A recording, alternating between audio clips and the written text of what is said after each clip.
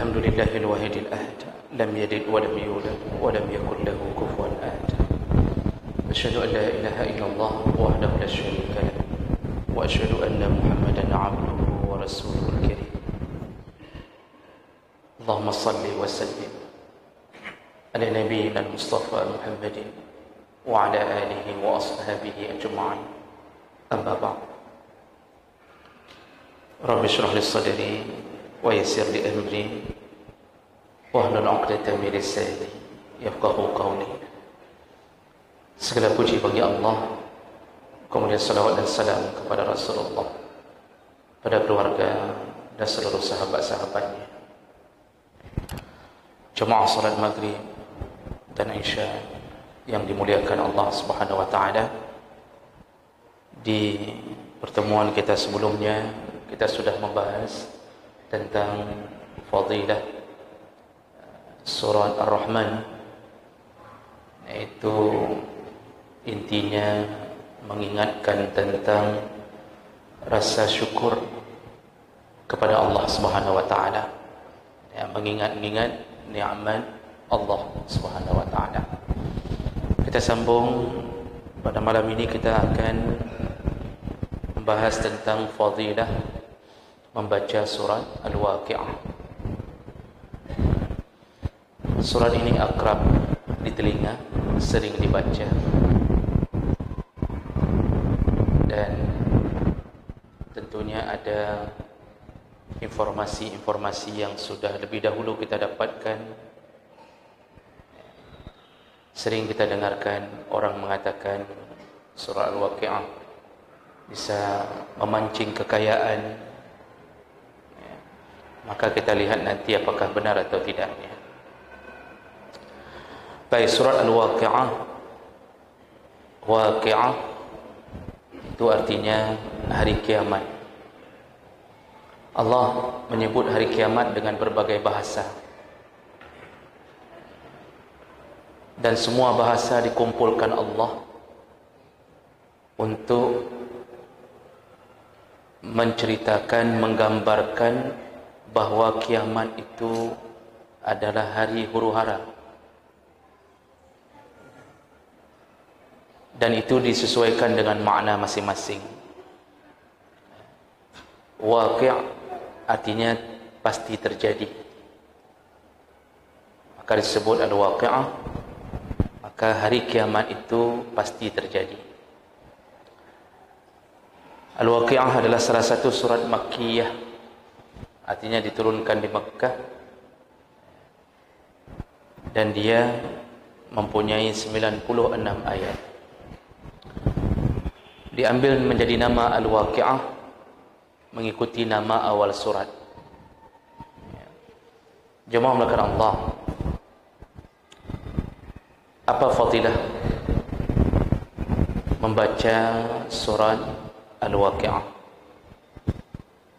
Kita kembali mengulang bahawa pembahasan kita tentang fadilah amal ini itu hanya mengedepankan hadis-hadis atau keterangan-keterangan yang bisa dipertanggungjawabkan melalui ayat-ayat atau hadis-hadis Nabi yang sahih atau hasan. Pun seandainya ada hadis yang dhaif, kita cantumkan, tetapi kita menerangkan bahawa kondisinya dhaif. Baik, fadilah pertama surat Al-Waqi'ah. Surat Al-Waqi'ah termasuk salah satu surat yang membuat Nabi beruban. Rasulullah sallallahu alaihi wasallam menyebutkan ketika Ibnu Abbas qala Abu Bakr radhiyallahu anhu, Abu Bakar berkata, "Ya Rasulullah, qad shibta." Jadi pada suatu hari Abu Bakar melihat keadaan rambut Nabi sudah beruban, lalu Abu Bakar mengatakan, "Ya Rasulullah, laqad shibta, engkau telah beruban."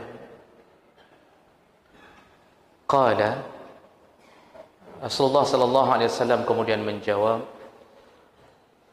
"Syayyabatni Hud wal waqi'ah wal mursalat wa amma yatasaalun wa idza asy-syamsu kuwirat.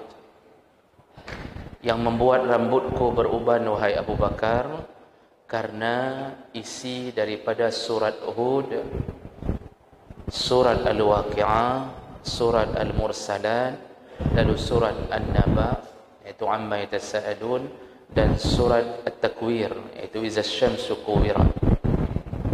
Hadis riwayat Tirmizi dengan derajat yang sahih.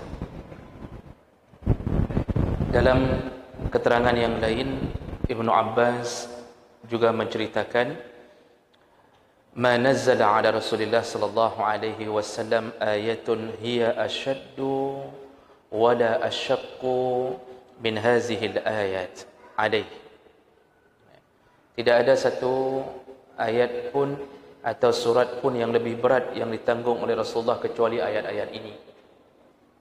Walizalika qala li ashabihi hina qalu lahu, oleh karena itu Rasulullah ketika ditanya oleh sahabat-sahabatnya tentang keadaannya yang semakin berat, rambutnya semakin beruban, sahabat bertanya, qalu lahu laqad asra'a ilaika asy-syayb, ya Rasulullah, engkau sudah lebih cepat beruban. Artinya engkau beruban sebelum waktunya ya Rasulullah. Faqala, Rasulullah menjawab, syayyabatni Hud wa akhawatuha. Sungguh yang membuatku beruban adalah surat Hud dan teman-temannya. Mana teman-temannya yang tadi disebutkan? Al-Waqi'ah, Al-Mursalat, An-Naba, At-Takwir. Jemaah melaka Allah.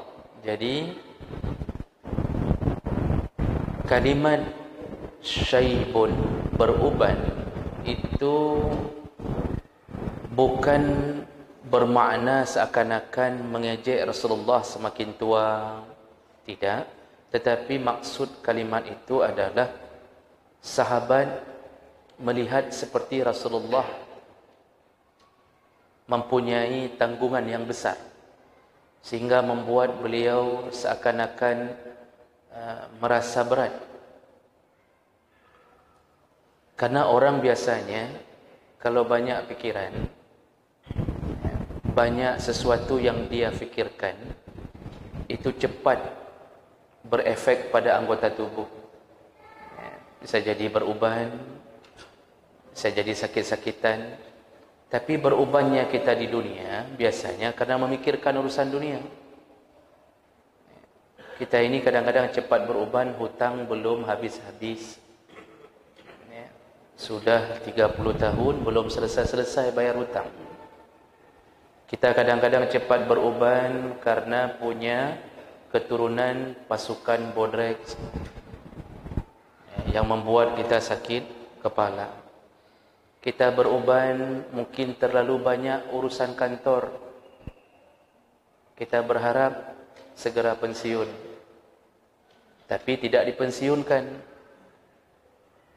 Jadi banyak perkara yang membuat kita cepat beruban. Tapi berubannya Rasulullah bukan karena urusan dunia. Berubannya Rasulullah ternyata karena mengingat-ingat kedahsyatan isi surat yang telah disebutkan tadi. Salah satunya adalah Al-Waqi'ah. Jadi kelima surat yang Rasulullah sebutkan itu semuanya bicara tentang dahsyatnya pertanggungjawaban di hari kiamat. Surat Hud, kita sudah pernah bahas fadilah surat Hud. Itu isi intinya adalah tentang bagaimana beristiqamah sampai meninggal. Dan begitu susahnya orang istiqamah. Ada yang saleh di waktu muda, belum tentu saleh di waktu tua. Ada yang ahli maksiat di waktu muda, kemudian taubat di waktu tua. Tapi untuk istiqamah sampai sakaratul maut itu susah. Nah, itulah amalan orang yang terbaik sebelum menjumpai Allah. Sedangkan dalam surat-surat yang lain, Al-Waqi'ah, Al-Mursalat, kemudian Amma Yatasaalun atau An-Naba, kemudian At-Takwir, itu semuanya berbicara tentang dahsyatnya hari kiamat. Nah, fokus kita pada malam ini surah Al-Waqi'ah.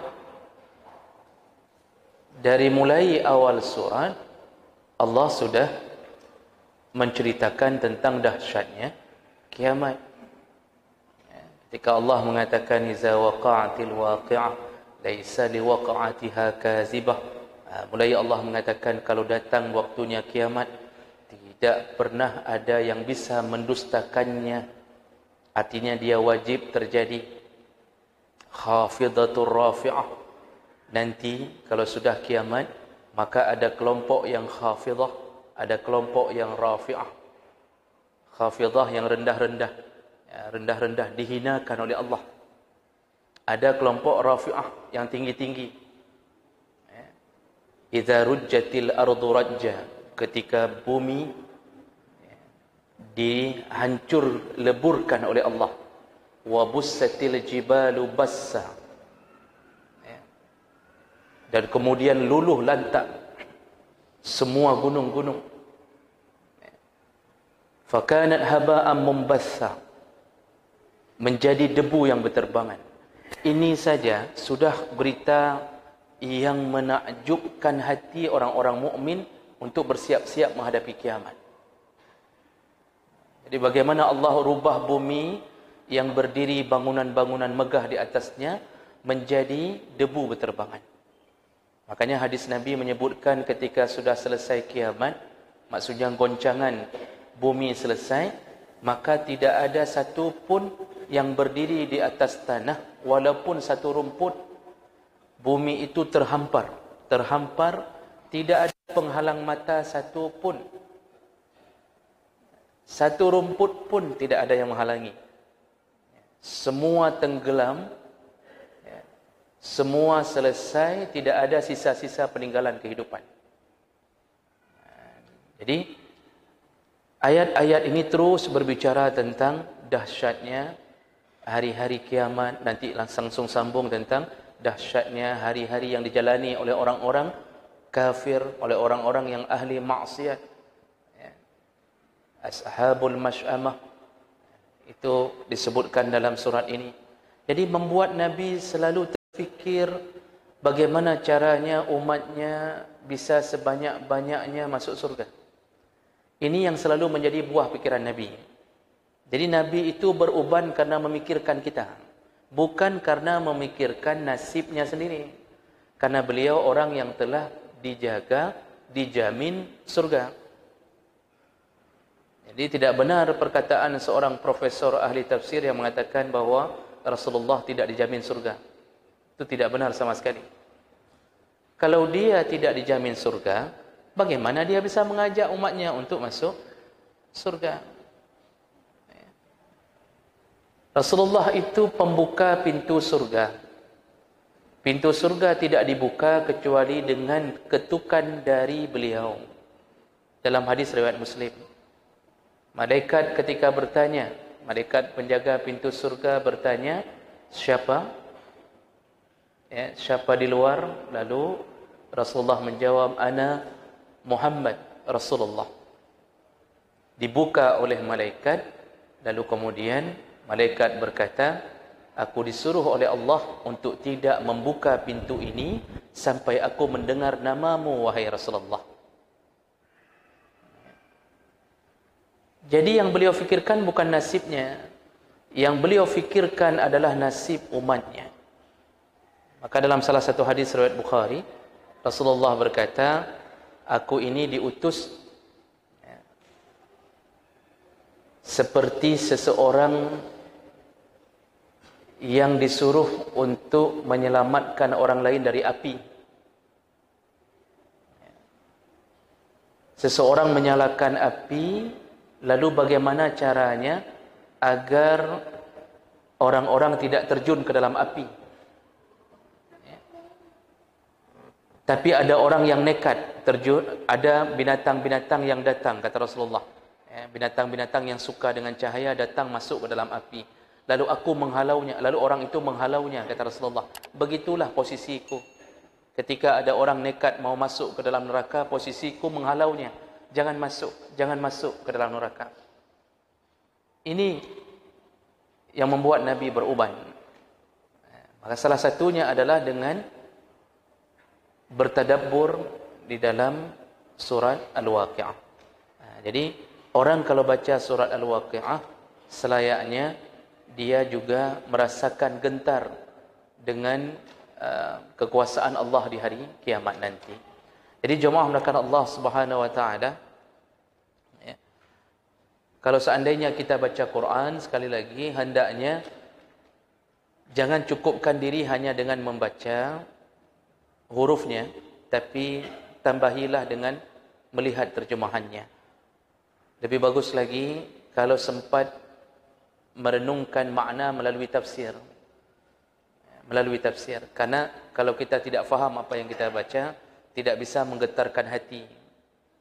Ini fadilah pertama, bahawa ternyata surat Al-Waqi'ah termasuk kelompok surat yang membuat Nabi beruban karena dahsyatnya peringatan Allah di dalam surat Al-Waqi'ah.